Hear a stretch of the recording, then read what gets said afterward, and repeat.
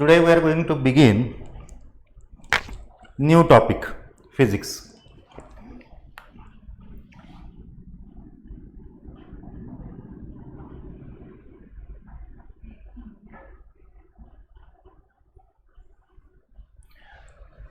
Superposition of waves. 11वीला आपण progressive waves वगैरे म्हणजे थोडासा उल्लेख होता आपल्या सिलेबसमध्ये. म्हणजे या प्रकारचा असा डायग्राम्स तुम्हाला माहिती आहेत किंवा कॉम्प्रेशन, रेअरफॅक्शन वगैरे. आता या वेव्हचा उपयोग कुठला असतो म्हणजे प्रोग्रेसिव्ह वेव्ह हे बेसिक त्याचं हे झालं की ॲडव्हान्स इन वन डायरेक्शन. पण मुख्य त्याच्यात दोन भाग आहेत प्रोग्रेसिव्ह वेव्हजमध्ये, एक ट्रान्सवर्स आणि लॉन्जिट्युडनल. तर त्या वेव्हचा आपल्याला अभ्यास करायचा आहे. आता या चॅप्टरमध्ये सुरुवातीलाच एक मी गोष्ट तुम्हाला सांगून ठेवतो की ज्याच्यामुळे गोंधळ बऱ्याच वेळेला मुलांचा होतो. या चॅप्टरमध्ये बहुतेक भाग हा सगळा साऊंडवरती आहे आणि sound waves are longitudinal waves, बरोबर. पण तरीसुद्धा प्रत्येक वेळी डायग्राम काढत असताना आपण ही डायग्राम काढणार आहे ट्रान्सवर्स वेव्हची, की ज्या आपल्याला दोरा वगैरे त्याच्यावरती दिसतात, बरोबर. तर माझा प्रश्न असा आहे, मी खरं म्हणजे उत्तर सांगणार होतो आत्ता, पण प्रश्न विचारतो तुम्हाला आणि कधीतरी मग त्याचं चॅप्टर संपेपर्यंत उत्तर तुम्हाला मिळतंय का बघा, नाहीतर मग मी सांगेन की साऊंड हा चॅप्टर असताना सुद्धा आपण डायग्राम मात्र ट्रान्सवर्स वेव्हची काढणार आहे. ती का काढणार याच्याबद्दल जरा विचार करून ठेवा. आता पुस्तकामध्ये पेज नंबर 131 याच्यावरती हा चॅप्टर आहे. तर थोडंसं मी तुम्हाला कॅरेक्टरिस्टिक्स वगैरे लिहायला सांगणार आहे. मी आधी वाचून समजावून सांगतो पुस्तकात दिल्यात तशा. तर पेज नंबर 131 बघा, प्रोग्रेसिव्ह वेव्ह. त्याच्यामध्ये सेकंड कॉलम आहे, त्यातला second paragraph. The wave in which the disturbance produced in the medium travels in a given direction continuously without any damping or obstruction from one particle to another is a progressive wave or traveling wave. आता यातलं महत्त्वाचं एवढंच आहे, a wave in which the disturbance produced in the medium. Disturbance याचा अर्थ आपण असा दोरा समजा घेतला, हा एंड फिक्स आहे आणि असा हलवला, दॅट प्रोड्युसेस डिस्टर्बन्स. घरात तुमच्या फॅन चालू असेल, त्याचं वारं असं फिरतंय, दॅट ऑल्सो प्रोड्युसेस डिस्टर्बन्स. मग ती हवा आहे ती कशी कॉम्प्रेशन, रेअरफॅक्शन असं चालू राहील. किंवा पाण्यामध्ये दगड टाकला तर त्याचे जे रिपल्स येतात, that is also disturbance. So disturbance in a medium, बरोबर. Travels in a given direction continuously, हे याच्यामध्ये महत्त्वाचं आहे. म्हणून त्याला प्रोग्रेसिव्ह वेव्ह म्हणायचं की मध्ये कुठेही थांबणार नाही. आणि आता पुढचं जे आहे ते आयडियल कंडिशन आहे, without any damping and obstruction. हे पॉसिबल नाही, कारण नाहीतर मग काय झालं असतं, पाण्यात आपण जर दगड टाकला असतं तर सतत वेव्स तयार झाल्या असत्या आणि तेवढ्याच अँप्लिट्यूडच्या, which is impossible. So this is theoretical. From one particle to another, हे मात्र मी समजावून सांगतो. पहिल्यांदा पुढचं वाचू आणि पूर्ण करू. Is a progressive or travelling wave. आता from one particle to another का म्हणलंय बघा. तर आपण डायग्राम जरी अशी काढलेली असली, पुन्हा मी ट्रान्सवर्स वेव्ह काढतोय बरं का, तर एकच पार्टिकल हे असं पुढं जात नाही. त्याचं कारण असं की कुठलंही मीडियम बघा, आता हे हवा आहे, ह्याच्यामध्ये समजा असं काहीतरी डिस्टर्बन्स तयार केला, तर इथलं पार्टिकल म्हणजे त्या वेव्हचं ते एवढंच व्हायब्रेट होईल. ओरिजिनचं तसंच राहील, इथलं आहे ते एवढंच व्हायब्रेट होईल, कळलं. पण हे व्हायब्रेट होत असताना त्याच्या शेजारच्या पार्टिकलला ते एनर्जी देईल, मग ते पार्टिकल असं व्हायब्रेट व्हायला लागेल. याचा अर्थ एकच पार्टिकल असं पुढे जाणार नाही, कारण एकच पार्टिकल गेला असतं तर वेव्ह दिसली नसती आपल्याला. So this is the locus or group vibrating with different अँप्लिट्यूड्स.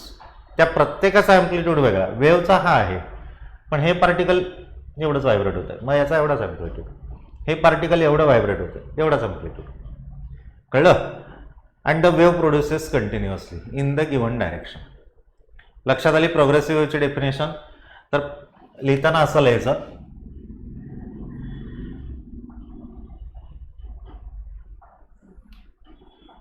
Board एक्झामच्या दृष्टीने. कंटाळा आला तरी, कोणाला शाही जास्त खर्च वाटते असं होत असेल तर मी खर्च देईन, दर महिन्याला एक रिफिल. 11वीत पण मी सांगितलेलं आहे. आणि एक्झाम्पल तुम्ही पुस्तकातलं द्या किंवा तुमच्या मनाचं द्या, कुठलंही द्या.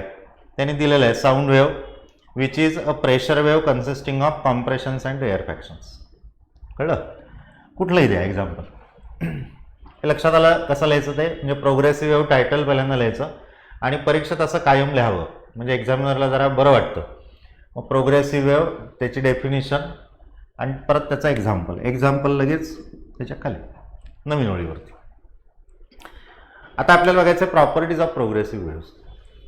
तर याच्यामध्ये पुस्तकात दिल्यात त्याच क्रमाने आपण बघूया. बघा 6.2.1 page number same 131. Each particle in a medium executes the same type of vibration. म्हणजे एक असं व्हायब्रेशन आहे तर प्रत्येकाचं तसंच होणार, एका मध्येच कोणाचं तरी असं होणार नाही. Particles vibrate about their mean positions performing simple harmonic motion. यात मी तुम्हाला सांगितलं होतं, फक्त ती अशी व्हर्टिकल आहे. कळलं? आपण जी पोर्शन बघितली ती अशी होती simple harmonic motion, to and fro. All vibrating particles of the medium have the same amplitude, period and frequency. कळलं? The phase that is state of vibration of a particle changes from one particle to another. म्हणजे फक्त state बदलेल, बाकी सगळं तेच राहील, time period frequency सगळं तेच. No particle remains permanently at rest. Each particle comes to rest momentarily while at the extreme positions of vibrations. बरोबर? आता ओरिजिनच्या पार्टिकलबद्दल काय मग? तर तिथून सुद्धा वेव्ह इकडं पास होणारच आहे ओरिजिनच्या अपोजिट साईडला, त्यामुळे त्याची व्हायब्रेशन्स हे असणारच. कळलं? फक्त आपण थेरॉटिकली काय घेतो, origin is at rest permanently, कारण ते ओरिजिन आहे म्हणून. बाकी सगळ्या पार्टिकलसाठी हे होणार नाही. The particles attain maximum velocity when they pass through their mean positions. आता मी काय वाचलं? सगळ्या सिम्पल हार्मोनिक मोशनच्या कॅरेक्टरिस्टिक्स आहेत, त्यामुळे लक्षात ठेवायला अतिशय सोपं. मीन पोझिशनला velocity maximum. During the propagation of wave energy is transferred along the wave, there is no transfer of matter. बघा ही कॅरेक्टरिस्टिक महत्त्वाची आहे. फक्त एनर्जी पुढं जाईल, मॅटर जाणार नाही. नाहीतर काय झालं असतं बघा, तुम्ही असं कल्पना करा की तुम्ही वर्गात बसलेले आहात आणि कोणीतरी मोठ्यांदा ओरडलं, बरोबर? किंवा दोन मुलं मागं बसलीत आणि ती मोठ्यांदा ओरडली, काय होईल? साऊंड वेव्ह तयार होईल. आता समजा ट्रान्सफर ऑफ मॅटर असतं तर काय झालं असतं? त्या दोन मुलांच्या इथली हवा आहे ती जोरात ढकलली गेली असती. म्हणजे थेरॉटिकली ती फारच जर जोरात ओरडली असती तर त्यांना काही वेळेस श्वास घेता आला नसता, कारण तिथं हवाच नाही. तर असं होत नाही. कळलं? म्हणजे फक्त एनर्जी जी आहे तेवढीच ट्रान्सफर होईल, मॅटर पुढे जाणार नाही. येत्या लक्षात? The wave propagates through the medium with a certain velocity. This velocity depends on properties of the medium. म्हणजे हवेमध्ये वेगळी, पाण्यामध्ये वेगळी, ऑइल असेल तर अजून वेगळी, properties of medium. Progressive waves are two types, transverse and longitudinal. बरोबर? म्हणजे आता इथंपर्यंत ह्या ज्या 8 कॅरेक्टरिस्टिक्स आहेत ते व्यवस्थित लिहून काढायच्या आणि ह्याची डेफिनेशन त्याच्यानंतर. आता 2 टाईप्स आपल्याला बघायचे आहेत. मग ट्रान्सवर्स याचा अर्थ परपेंडिक्युलर, लॉन्जिट्युडनल म्हणजे अलॉंग द लेंथ. म्हणजे एक ट्रान्सवर्स आहे आणि दुसरे अलॉंग द लेंथ आहे. मग आता साधी गोष्ट तुम्हाला कळली का बघा?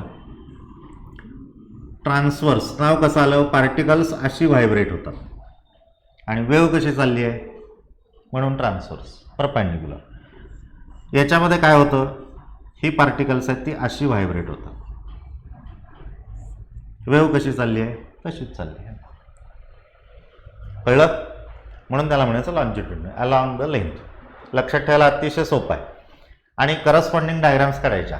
हे ॲरो नाही दाखवलं तरी चालेल, पण डायग्राम काढा. मग ट्रान्सवर्स वेव्ह बघा, vibrations of particles are perpendicular to the direction of propagation of wave and produce crust and troughs. म्हणजे मॅक्झिमा आणि मिनिमा किंवा Maxima positive Maxima negative Maxima in their medium of travel. So medium is divided into two sections, crust, trough and so on. आता longitudinal साठी काय असेल, vibrations of particles produce compressions and rarefactions. आता त्यांनी इथं डेफिनेशन दिलेली नाही, ती तुम्हाला मात्र लिहावी लागेल. So in longitudinal wave vibrations of particles are in the direction किंवा अलॉंग द डायरेक्शन, बरोबर. आणि मग त्याच्यानंतर ही प्रॉपर्टी लिहा. So medium is divided into compression rarefaction. मी जरी इथं नाव लिहिलेलं नसलं तरी तुमच्या लक्षात येईल. Compression they are compressed, rarefaction they are separated. Okay. Both transverse as well as the longitudinal mechanical waves can propagate through solids, but only longitudinal waves can propagate through fluids. ते दोरा आपण पाण्यात जर हलवला तर तो काही फार पुढे जाणार नाही त्याच्या वेव्स, पण आवाज जातो, साऊंड जातो. नाहीतर मग ती समुद्राची खोली वगैरे आपल्याला मोजता आली नसती, ती साऊंडनीच मोजतात, तुम्हाला माहिती आहे. एवढ्या प्रॉपर्टीज आहेत. आता थोडंसं मॅथमॅटिकल ह्याच्यात इक्वेशन्स आहेत, ते सांगण्यापूर्वी मी काय सांगतो त्याच्याकडे जरा नीट लक्ष द्या.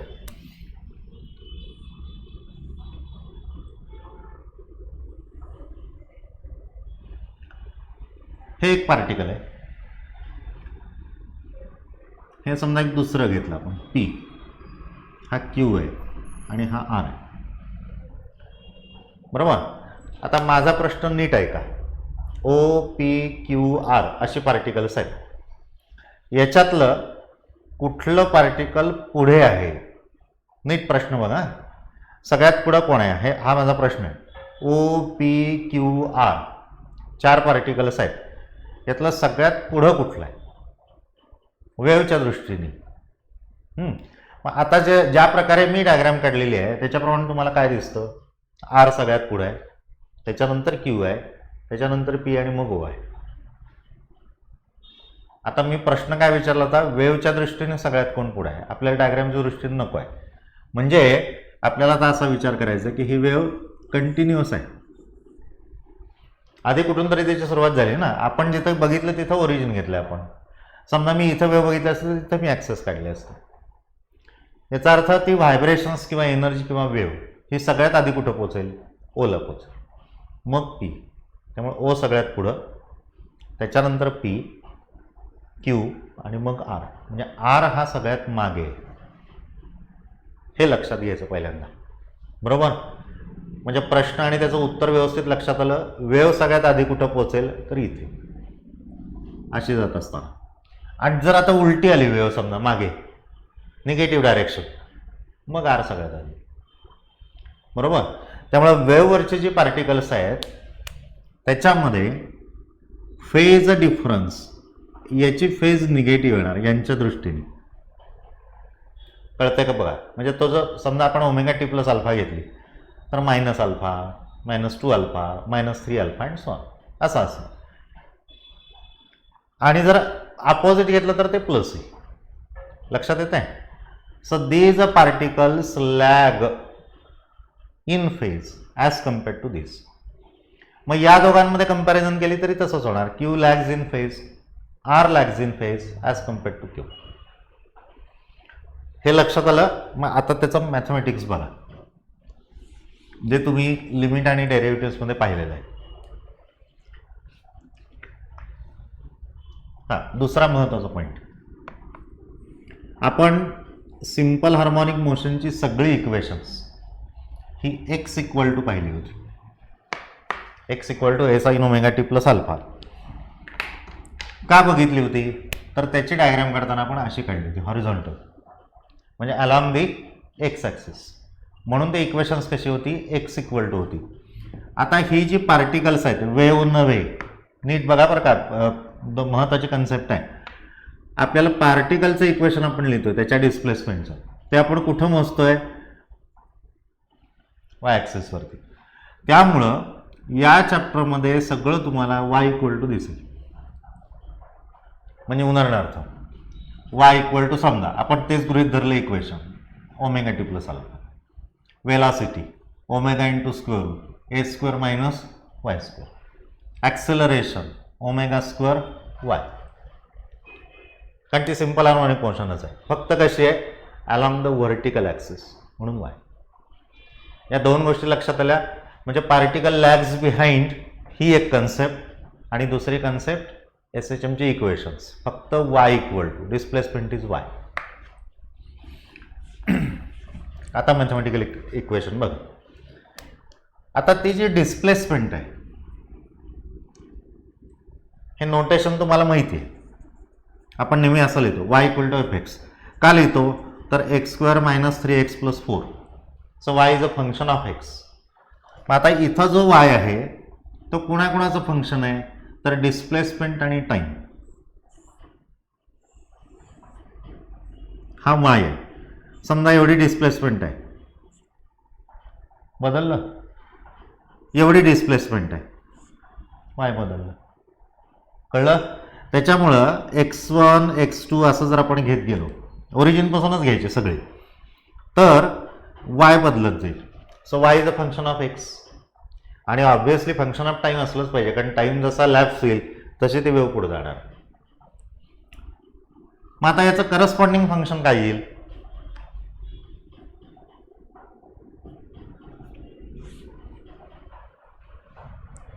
X minus V T.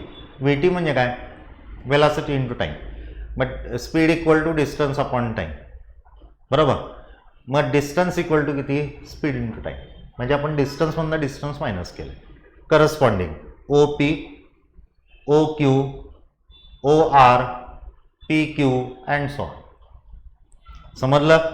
म्हणजे y इज a function of x and t, displacement along the x axis म्हणजे वेव्हसाठी, and time factor is a function of displacement, बरोबर. आता हा जो फॅक्टर आहे x मायनस व्ही टी, तो कशामुळे येतो तर तो त्या डिस्टर्बन्समुळे येतो.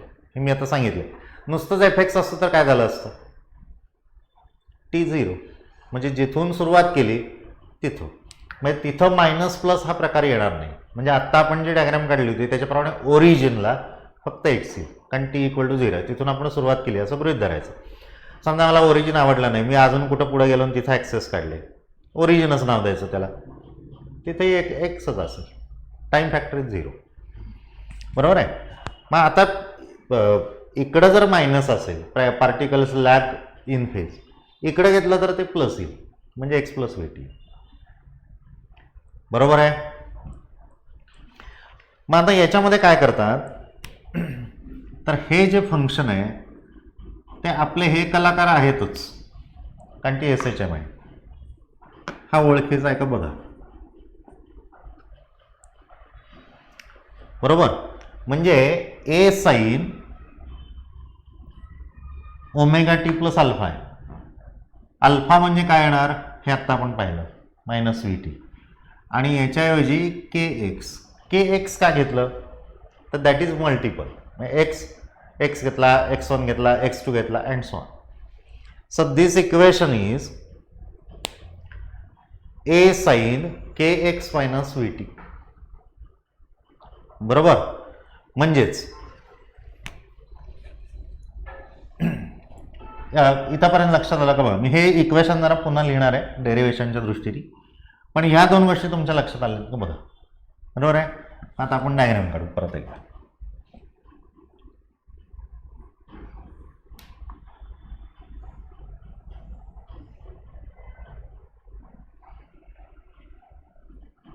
आणि ओरिजिन आणि कुठलंही पार्टिकल घ्या, समजा इथे घेतला,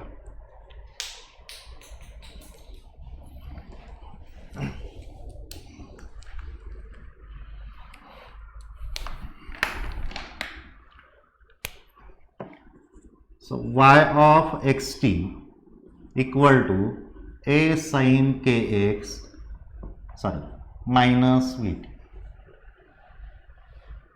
बरोबर आहे. आता के किती येतो बघा,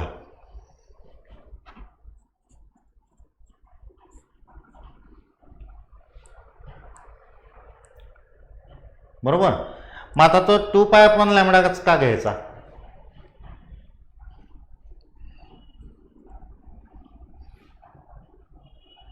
ते आता बघूया.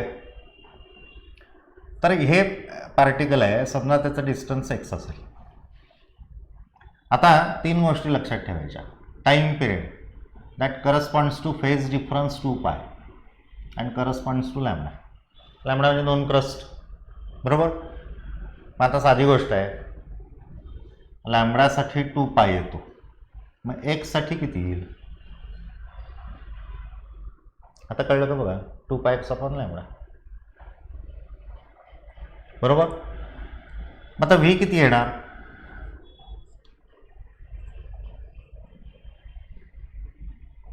ω/k. आता तो कसा आला सांगा बरं? याचं काही रिलेशन विचार करून सांगा. v = r × ω आहे, हे रिलेशन आपल्याकडे आहे.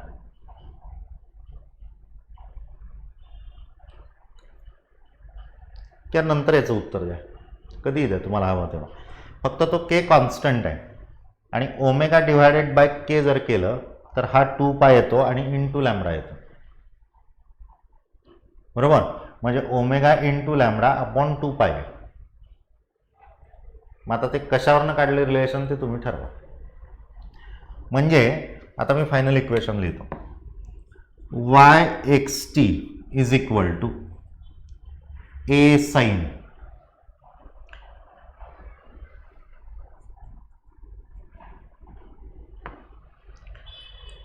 kx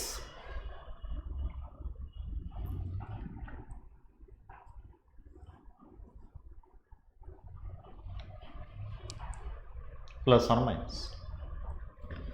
म्हणजे वेव्हचं जे इक्वेशन आहे ते प्लस कुठं असेल? आधी असेल. मायनस कुठं असेल? नंतर असेल. आता v = हे का ठेवलं ते सांगा. आता आलं पाहिजे. तर काय फक्त केलं होतं, k कॉमन घेतला होता, कळलं, आणि ω/k. तो जो कॉन्स्टंट आहे, म्हणजे त्याच्यातला व्हीचा जो फॅक्टर आहे, त्याच्याकरता जो k कॉम्पेन्सेट केला. आता कळलं. म्हणजे आता ते वेव्हचं फायनल इक्वेशन किती आलं बघा. y = a sin kx ±. Plus म्हणजे कुठं जाईल? इकडे जाईल. मायनस म्हणजे पॉझिटिव्ह डायरेक्शनला. हे लक्षात ठेवायचं, कारण हे मागे आहेत, बरोबर. म्हणजे जेव्हा वेव्ह पॉझिटिव्ह डायरेक्शनला जात असेल त्यावेळी kx -ωt आणि निगेटिव्ह डायरेक्शनला असेल त्यावेळी +ωt असं येईल.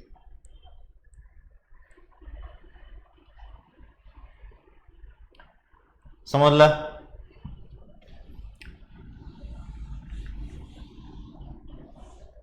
इथं पहिल्यांदा आपण 2 केसेस लिहून ठेवूया. Wien the wave travels in the positive x direction y = a sin kx -ωt. आणि मला वाटतं दुसरा तर तुम्ही लिहू शकाल, निगेटिव्ह.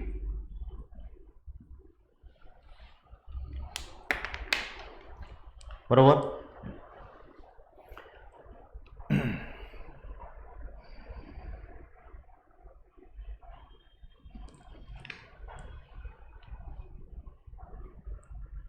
इथंपर्यंत लक्षात आलं. म्हणजे तो गोंधळ फक्त डोक्यातून तो काढून टाकायचा, मायनस आणि प्लसचा. आता मधले जे काही पॉईंट्स आहेत, रिफ्लेक्शन ऑफ वेव्स, ते जरा मी डेरिव्हेशन नंतर घेतो, कारण आत्ता जरा त्याचा थोडासा संदर्भ आपण बाजूला ठेवू. आता आपल्याला काय बघायचं बघा. नाव लिहितो म्हणजे लक्षात येईल.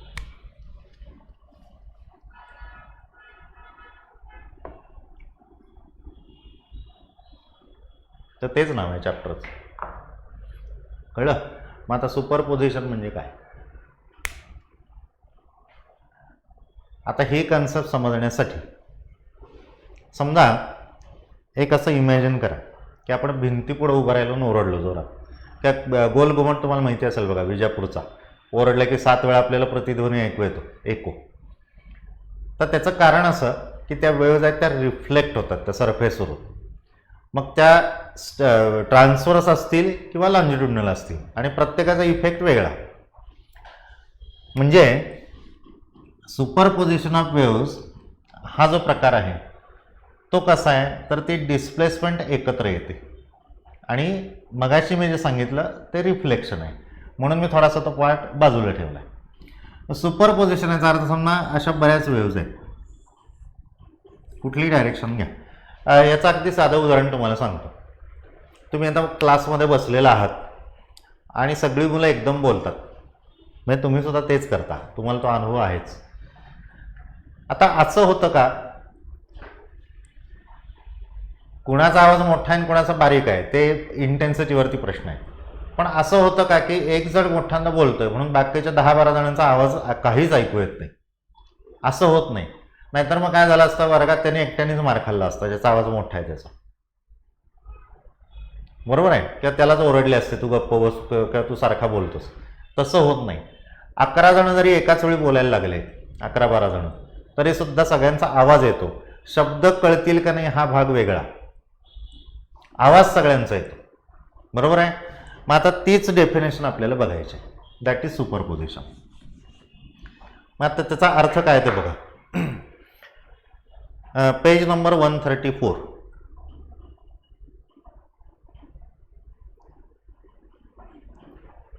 आणि बोल्ड टाईपमध्ये छापलेली आहे शेवटी सेकंड कॉलममध्ये. when 2 or more waves traveling through a medium pass through a common point. सगळे एकाच वर्गात बसून बोलतात, pass through a common point. Each wave produces its own displacement at that point, independent of the presence of the other wave. हे महत्वाचं आहे. जरी बाकीच्या वेव्ज असल्या तरी सुद्धा त्या प्रत्येक साऊंड वेव्हची स्वतःची डिस्प्लेसमेंट आहेच. म्हणजे जसं आता मी सांगितलं तसं प्रत्येकाचा आवाज हा काहीतरी ऐकू येतो, शब्द कळतील न कळतील हा भाग वेगळा. The resultant displacement at that point is equal to vector sum of the displacements due to individual waves at that point. म्हणजे अशा बऱ्याच वेव्ज जर असतील तर त्या प्रत्येकाची डिस्प्लेसमेंट घ्यायची आपण, आणि ती कशी असेल तर ती वेक्टर सम असेल, म्हणजे विथ डायरेक्शन. मग ॲम्प्लिट्यूड समजा त्याचे असतील असे एकाच डायरेक्शनमध्ये किंवा एकाच डायरेक्शनमध्ये सम ऑफ द ॲम्प्लिट्यूड्स, अपोजिट असतील सबट्रॅक्शन, म्हणजे त्या केसमध्ये तो आवाज कमी येईल. रिझल्ट कळलं. हे मात्र आपण बघूया. पेज नंबर 135 बघा. Superposition of 2 wave pulses of equal amplitude and same phase moving towards each other. मग आता डायग्राम्स त्यांनी कशा काढल्यात ते बघा. 2 वेव्ज आहेत,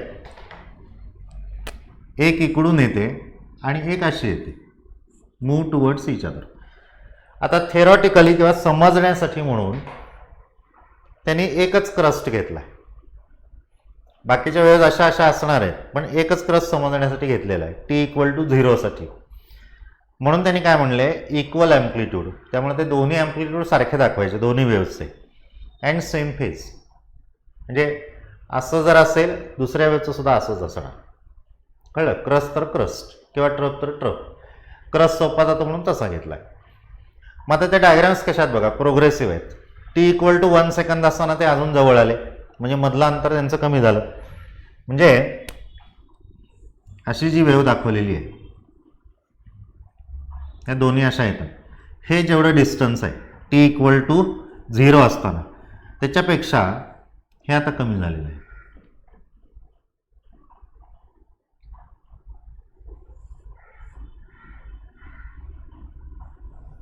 कळलं. हे कमी झालं, हे लक्षात येत आहे. फक्त त्याने आता बरेच इन्स्टन्स घेतल्यामुळे ते हळूहळू कमी होते डिस्टन्स.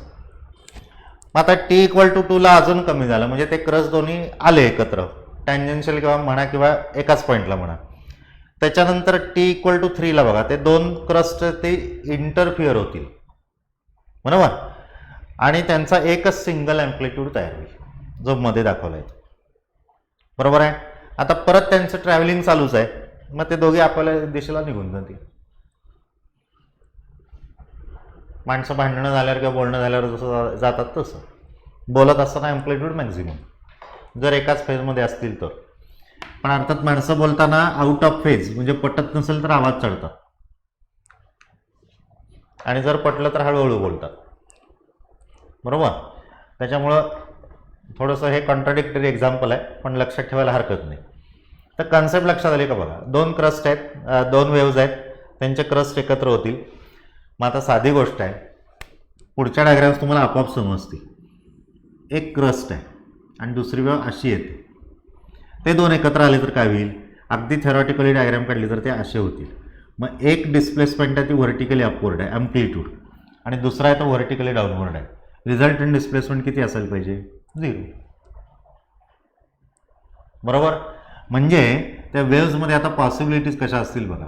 एक क्रस्ट दुसरा क्रस्ट, आयडियली दोन्ही अँप्लिट्यूड सारखे म्हणजे मॅक्झिमम मिळेल. एक क्रस्ट आहे पण थोडासा दुसरा कमी आहे असं मिळेल. एक क्रस्ट आहे पण असं थोडासा आहे आणि कम्प्लिटली आउट ऑफ फेज, अशा पॉसिबिलिटीज आहेत. आता लक्षात आलं का बघा. हे एवढं वर्णन फक्त लिहायचं. आता the propagation of approaching wave pulses, their successive positions after every second, their superposition and their propagation after superposition are shown as shown in the figure. आता एवढं मोठं वाक्य लिहायचं नाही. मी तुम्हाला फिजिक्स मला त्या 11वीला फार थोडं शिकवलं आहे, पण आपण जेव्हा नोट्स लिहितो, मी मुद्दाम PPT केलं नाही आज, पुढच्या काही लेक्चर्सला मी करणार आहे, पण तुम्हाला लिहून कसं घ्यायचं ह्याच्या काही टिप्स देण्यासाठी म्हणून मुद्दाम मी पुस्तकातनं तुम्हाला आधीच्या चॅप्टरचं थोडं लिहायचं जास्त असं वाचून दाखवणार. तर लिहिताना कसं लिहायचं बघा. म्हणजे इथून पुढे कसं होईल, तुम्हाला तुमच्या नोट्स काढायला व्यवस्थित प्रॅक्टिस होईल, आणि स्वतः जे लिहिलेलं असतं तेच चांगलं लक्षात राहतं, तयार नोट्स लक्षात राहत नाहीत. हे अगदी तुम्ही हे पण लक्षात ठेवा. लाल रेघेच्यावरती पाहिजे तर लिहून ठेवा, आपण जसा कन्सेप्ट लिहितो तशा. आता propagation of approaching wave pulses and their successive positions after every second. इथं एक मुद्दा पूर्ण झाला. and their superposition and their propagation after superposition, इथं दुसरा आहे. मग आता कसं लिहायचं, द फिगर शोज. बरोबर. हे फिगर पहिल्यांदा काढायची. Figure shows the propagation of approaching wave pulses and their successive positions at every second. It also shows their superposition and their propagation after superposition. दोन वाक्य लक्षात आली. आता तिसरं, A to F वगैरे लिहायला हरकत नाही, फक्त 6.6 लिहायचं नाही. कळलं ना का लिहायचं नाही ते. 6.6 नुसतं फिगर लिहायचं. आणि फिगर लिहिताना सुद्धा FIGURE लिहायचं, अंजीर लिहायचं नाही. बरोबर. आता suppose two waves cross each other between t equal to 2 seconds and 4 seconds. Crossing तेवढाच फक्त पोर्शन बघायचा आपल्याला. टू वेव्ह पल्सेस हिअर पण लिहायची गरज नाही. The two wave pulses superpose, the resultant displacement is equal to the sum of their displacements. Full line असं त्यांनी लिहिले, कारण एक डॉटेज दाखवली आहे त्यांनी म्हणून. तर फुल लाईनच्या जी कंटिन्युअस लाईन असा शब्द वापरा तिथे. Due to individual wave pulses dash किंवा dotted lines. This is constructive interference, कारण ते अँप्लिट्यूड्स आहेत ते त्यांची सम असेल एकाच डायरेक्शनमध्ये असल्यामुळे. The displacement due to wave pulses after crossing t equal to 5 and t equal to 6 are shown in figure F and G. After crossing each other both the wave pulses continue to maintain their individual shapes. हे पण महत्त्वाचं आहे, objective question म्हणून येऊ शकतो. म्हणजे जसे आधीचे शेप्स होते तसेच. आता पुढचं मी वाचून दाखवणार नाही. कुठलं, 6.7. Superposition of two wave pulses of equal amplitude and opposite phases. आता तिथं तुम्हाला स्पष्ट दिसतंय बघा, t इक्वल टू 2 secondsला बघा, कम्प्लिटली आउट ऑफ फेज. बरोबर. म्हणजे रिझल्ट अँड अँप्लिट्यूड 0, म्हणजे शक्यतो आवाज ऐकू येणार नाही. आता असं कधी होतं ते आपण नंतर बघू. आणि याचाच उपयोग करून ते रिफ्लेक्शन वगैरे, म्हणजे थोडासा वेगळा भाग आहे तो रिफ्लेक्शनचा आणि याचा, म्हणून मी तो बाजूला ठेवला आहे. हे कळलं. मग आता दुसरं जे आहे आउट ऑफ फेज वगैरे त्याच्या डायग्राम्स आणि त्याचं डिस्क्रिप्शन आत्ता सांगितल्याप्रमाणे लिहा. काही अडचण आली तर विचारा, पण शक्यतो जरा स्वतः लिहिलं तर फार चांगलं होईल. आता आपण याचं डेरिव्हेशन बघू. हे मात्र महत्त्वाचं आहे, ह्याच्यावरती प्रॉब्लेम्स येतील. एम्प्लिट्यूड ऑफ रिझल्टंट वेव्ह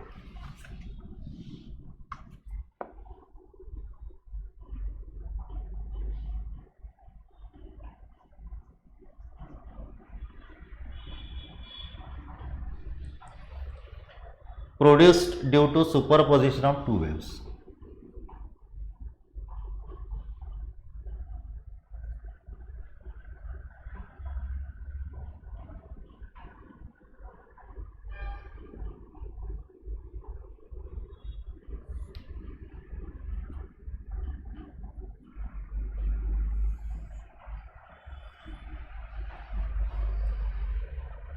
आता हे मात्र मी लिहिणार आहे सगळं डेरिव्हेशन, त्याच्यामुळे तुम्ही व्यवस्थित लिहू शकता किंवा मध्ये तुम्ही जसं स्टॉप करून लिहिता तसंही केलं तरी चालेल. टायटल लक्षात आलंय?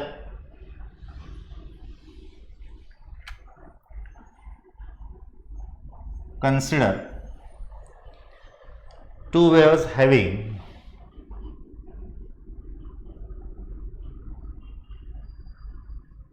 the same frequency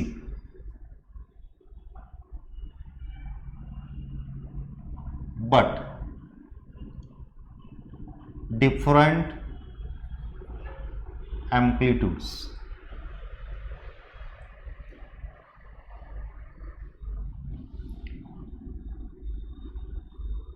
Let A1 and A2 be their amplitudes.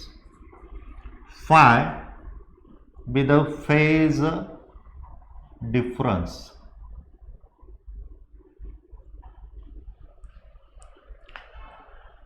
बरोबर आहे.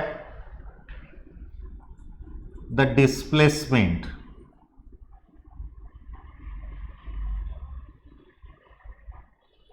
of each wave at x equal to 0 is given by. मग असे सांगितलं जसं y1 equal to a1 sine omega T, y2 equal to a2 sine omega T plus phi. आता परत एकदा आठवण, -5 + 5 कसंही घेऊ शकतो आपण, बरोबर आहे. +5 असेल तर अहेड, फेजनी पुढे, बरोबर. बरं, आता जरा हे इक्वेशन्स मोठे आहेत, बहुतेक तुम्ही स्टॉप करून लिहिता, त्याच्यामुळे मी इरेज केलं तरी काही प्रॉब्लेम येणार नाही असं मला वाटतंय.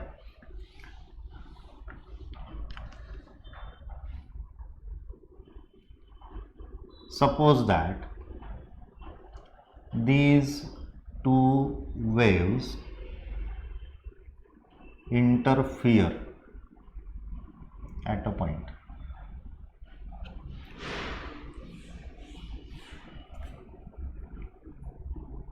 By the principle of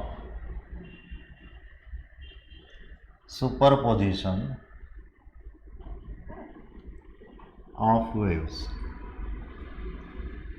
the resultant displacement at the point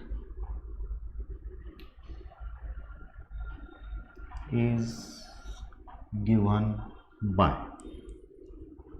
काय म्हणलो होतं आपण? वेक्टर सम,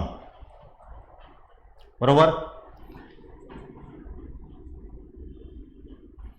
इन मॅग्निट्यूड लिहा, न्यूमरिकली लिहा, कसंही लिहा. y equal to y1 plus y2. आता yxt लिहायची काही इथं गरज नाही आहे, नुसतं y लिहिलं तरी चालतं.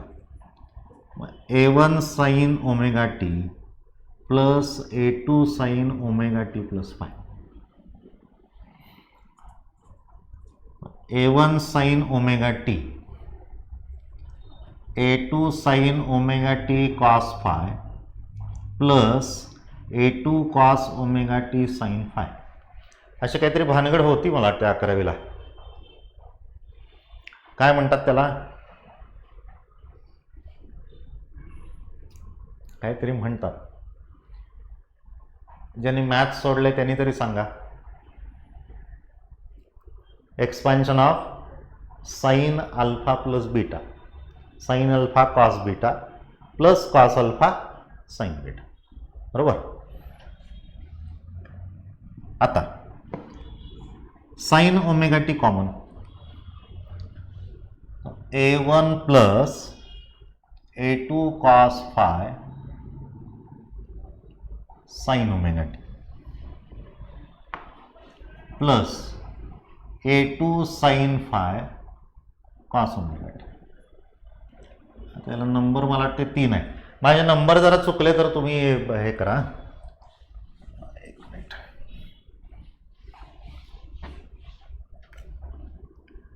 y equal to A1 plus A2 cos phi sine omega T plus A2 sine phi cos omega T. कारण मी प्रत्येक वेळी ते इरेज करत असल्यामुळं एखादा नंबर चुकला तर तुम्ही लक्षात ठेवून तेवढं प्लीज करेक्शन्स करा. नंबर पुढचे टाका, मी टाकलाय तोच टाकायचं नाही, फक्त प्लीज चेक करा तेवढं. आता आपण काय केलं बघा, हे साइन ओमेगा टी घेतलं आणि हे कॉस ओमेगा टी घेतलं. आता सबस्टिट्यूशन बघा, A1 plus A2 cos phi बरोबर equal to A cos theta आणि A2 sine phi equal to A sine theta.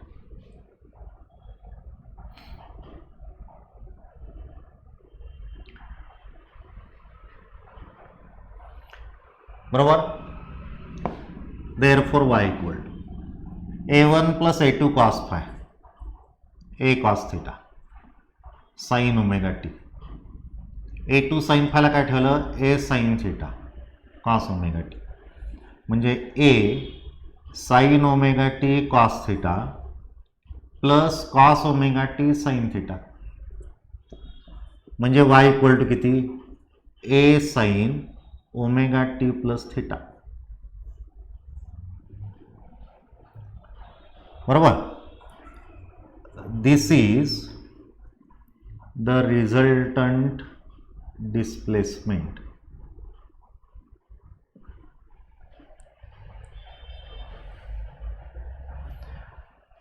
आता आपण सुरुवातीला इक्वेशन्स घेतली होती त्याच्यात ओमेगा घेतला होता का ओमेगा 1 ओमेगा 2 घेतलं होतं, तर ओमेगा घेतला होता.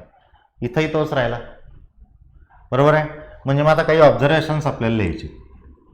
इट हॅज द सेम, आता अँग्युलर वेलॉसिटी लिहिण्याच्या ऐवजी फ्रिक्वेन्सी लिहू आपण, as that of the individual waves. कळलं.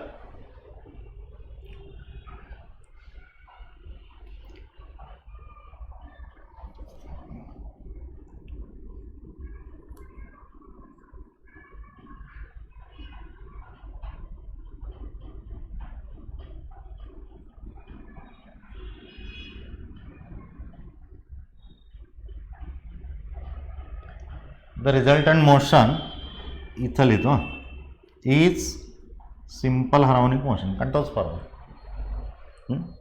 काय लिहिले ते नीट बघा. The equation shows that the resultant motion is SHM, बरोबर.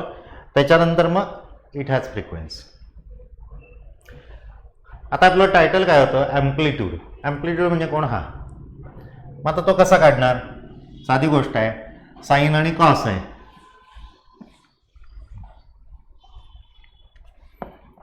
टायटल लिहायचं टू फाइंड ए. याला समजा 5 आणि 6 नंबर दिले तर squaring and adding equations 5 and 6 we get. ह्याच्यानंतर मी आधी लिहून घेतो मग हे इरेज करतो. हे मध्येच डेरिव्हेशनचा भाग नाही.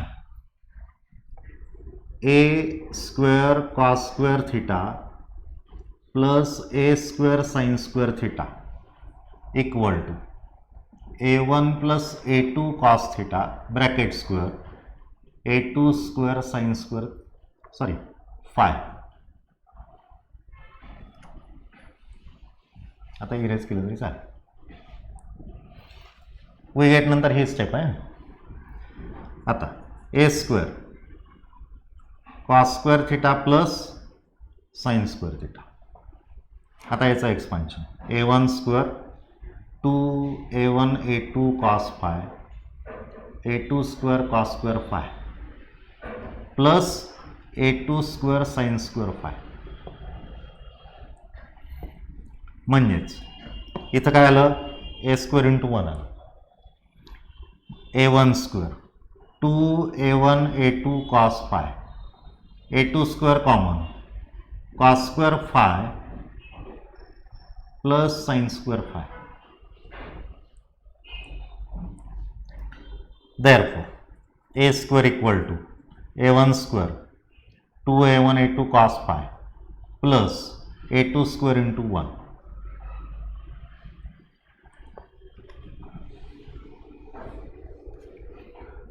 म्हणजेच a is equal to बघा a1 square plus a2 square 2a1 a2 cos phi.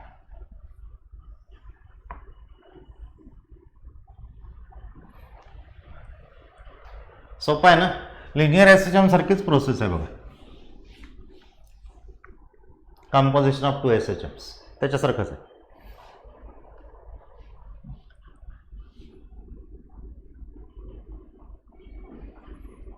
आता याच्यातले पर्टिक्युलर किंवा स्पेशल केसेस. पहिली if phi equal to 0 cos phi equal to cos 0 equal to 1 a1 square a2 square 2a1 a2 into 1 म्हणजे a1 plus a2 bracket square.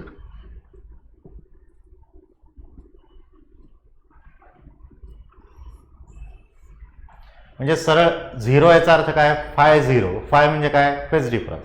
Phase difference 0 असेल तर मग अशी सांगितलं तसं हा क्रस्ट त्याच्यावर दुसरा overlapping exactly that is a1 plus a2. मग आता सेकंड केस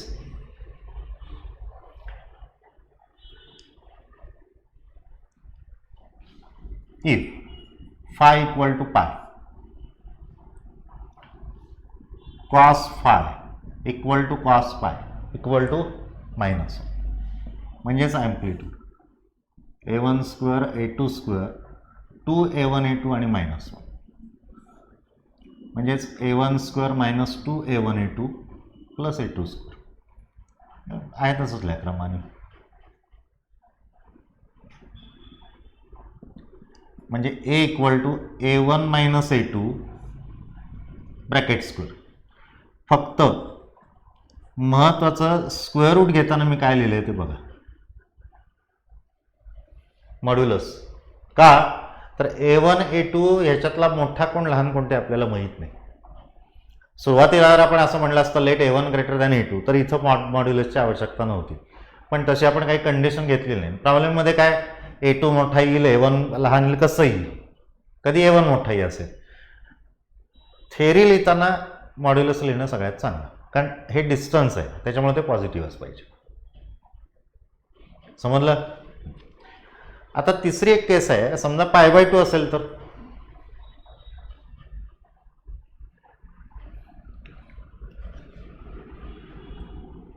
फाय किती π/2 मग कॉस π/2 किती येणार 0 येणार.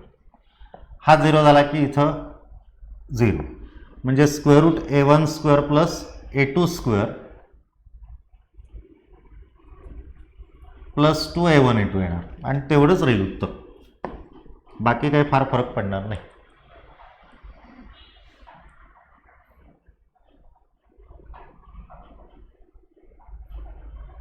बरोबर आहे. म्हणजे या पर्टिक्युलर 3 केसेस आहेत. आता याच्यात एक रिलेशन असतं, आपण ते नोट म्हणून लिहू. Intensity is proportional to the square of the amplitude. मग आता A1 प्लस A2 जेव्हा असेल तेव्हा ही इंटेन्सिटी किती असणार आहे? मॅक्झिमम असणार, कारण ॲम्प्लिट्यूड मॅक्झिमम आहे. म्हणजेच I max is equal to किती? A1 plus A2 bracket square. तर प्रपोर्शनॅलिटी 1 गृहीत धरले आपण. मग आय मिनिमम किती येणार?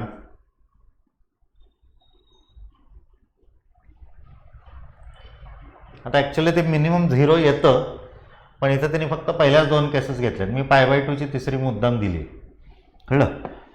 म्हणजेच I minimum A1 minus A2 bracket square. इथं स्क्वेअर असल्यामुळे परत मॉड्युलसची गरज नाही आहे, कोण लहान मोठा कोण फरक पडत नाही. त्यामुळे this is A1 minus A2 bracket square. म्हणजे A1 प्लस A2 कधी असतो? तर when the waves arriving at a point are in phase. When the waves arrive at a point are out of phase minimum. आणि completely out of phase म्हणजे झिरोच. समजतंय? Objective क्वेश्चनला ही तिसरी केस येऊ शकते, कारण त्याच्यात आपण नाही म्हणू शकत नाही. थीटाची व्हॅल्यू फायची व्हॅल्यू फक्त ठेवायची आपल्याला π/2, आणि ती मिनिमम 0 आहे. त्याच्यामुळं आउट ऑफ सिलेबस म्हणता येत नाही अशा काही प्रश्नाला, जरी पुस्तकात दिलेले नसले तरी. त्याच्यामुळे शक्यतो 3 केसेस गृहीत धरा. 0 म्हणजे फायची व्हॅल्यू 0, त्याच्यानंतर फायची व्हॅल्यू π, आणि फायची व्हॅल्यू π/2. त्याच्यातलं 0 असताना इन फेज, π असताना आउट ऑफ फेज, आणि π/2 ला कम्प्लिटली आउट ऑफ म्हणजे किंवा 0 म्हणा.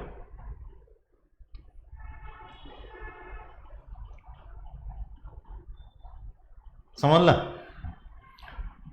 पण π/2 असताना तो ॲम्प्लिट्यूड मात्र बघा A1 square plus A2 square येतो स्क्वेअर रूटमध्ये.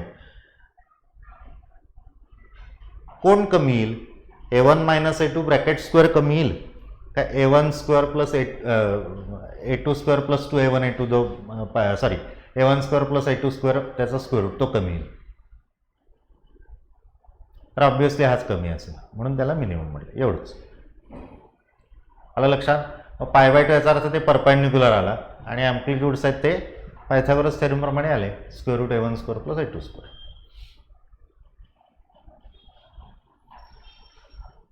समजलं? पुढच्या लेक्चरला याच्यावरती आपण प्रॉब्लेम्स बघू. ह्याच्यात काही शंका असेल तर विचारा. तशी डेरिव्हेशन्स वगैरे सोपी आहेत, फक्त मी जे 2 पॉईंट्स तुम्हाला सांगितले ते मात्र लक्षात ठेवायचे. Okay, thank you.